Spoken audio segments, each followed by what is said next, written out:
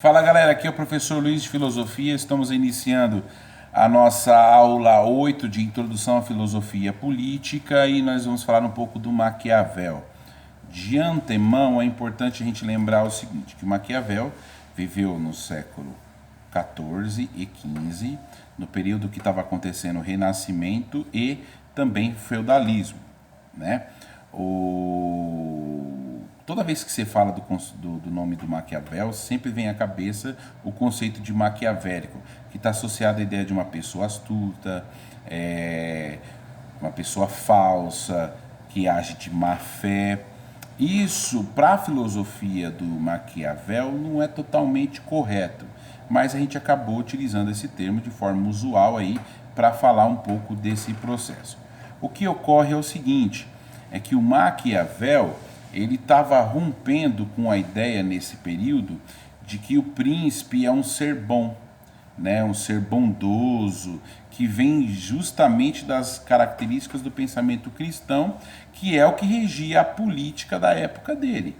Né? Então nós temos aí um pensador que vai tentar trazer uma noção de o que ele chama de ratione de Stato, né? Que é razão do Estado, ou seja, é um sujeito que vai agir com uma política ética mais utilitária. O que isso quer dizer? Que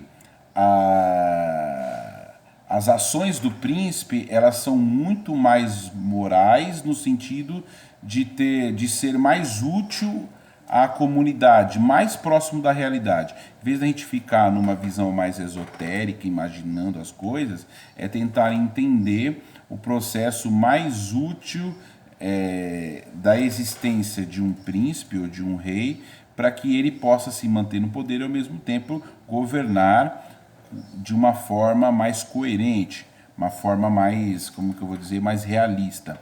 Essa é a ideia. O Maquiavel ele é um pensador que vai tentar trazer uma ética política mais real do que ideal, né? Para isso, então, ele fala que o governante precisa possuir duas virtudes básicas, o que ele chama de fortuna e o que ele chama de virtude. Fortuna seria os mecanismos, tanto financeiros, e que um rei tem à disposição para se manter no governo e para fazer, digamos assim, as benfeitorias que ele acha necessária para o governo prevalecer e subsistir. E a outra virtude ele chama de virtude, que seria a astúcia ou inteligência que o sujeito tem que ter para ele, ao mesmo tempo, se manter no poder e, ao mesmo tempo, controlar as suas ações para que o reino funcione de forma adequada. Então, a filosofia do príncipe, aí, do Maquiavel, ela está associada não à ideia de um ser bom, mas sim que as crueldades elas podem ser mal usadas ou bem usadas. Em que aspecto? O rei ele vai poder ser cruel na medida que for necessário, né? Não no sentido o tempo todo como se fosse algo mal. Você pode ser cruel, mas se essa crueldade sua ela te auxiliar, você se manter no poder e ao mesmo tempo governar, então você tem que utilizar. Né? Então ele vai utilizar essa sapiência, essa sabedoria para isso.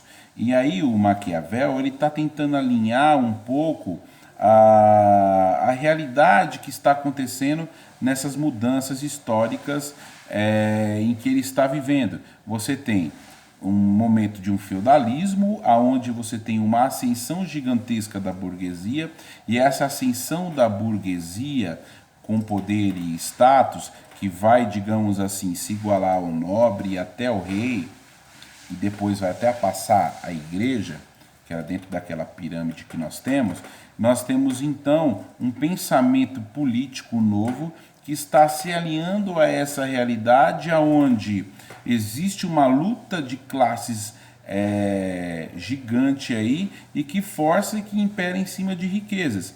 Então, o príncipe, se ele quisesse prevalecer dentro desse processo, ele tem que saber usar a sua inteligência para se manter no poder e usar o seu poder na medida certa e na medida adequada para derrubar aquele que queira tomar o seu poder.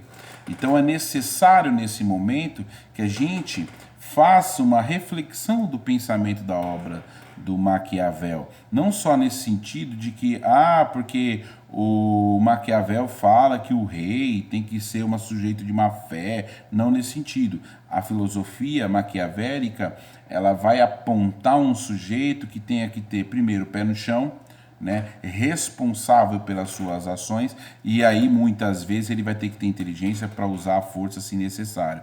Vai ser aquele lobo em pele de cordeiro. Por isso, uma das frases mais célebres do Maquiavel é: os fins justificam os meios. Muitas vezes, para eu chegar a determinado lugar, eu preciso mover muitas coisas, e essa mobilidade muitas vezes está associada a uma maldade cruel que é bem usada ao meu favor, do que literalmente uma crueldade má, simplesmente para ele mal usada. Então o sujeito não tem que ser cruel o tempo todo, ele tem que ser cruel quando for necessário, né? E aí você vai ter uma frase que vai resumir esse pensamento do Maquiavel, que é: não se aparte do bem, mas, havendo a necessidade, saiba valer-se do mal. Então é nesse sentido. Então olha só, eu não tenho que deixar de ser bom. Entretanto, se há necessidade, eu tenho que ser mal o suficiente para manter no poder.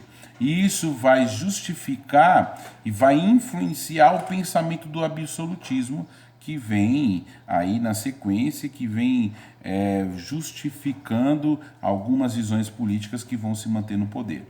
E é esse pensamento do Maquiavel que vai trazer uma essência de um ser humano mau, um ser humano que pode, digamos assim, agir em seu benefício próprio, muitas vezes egoísta, né? Porque o príncipe, ele é esse sujeito que muitas vezes a sua ação moral vai, digamos assim, ter um viés ruim, porém vai ser útil para ele na forma que ele achar necessário, ou para a comunidade que ele governa, ou para o seu próprio bem egoísta aí, se manter no poder.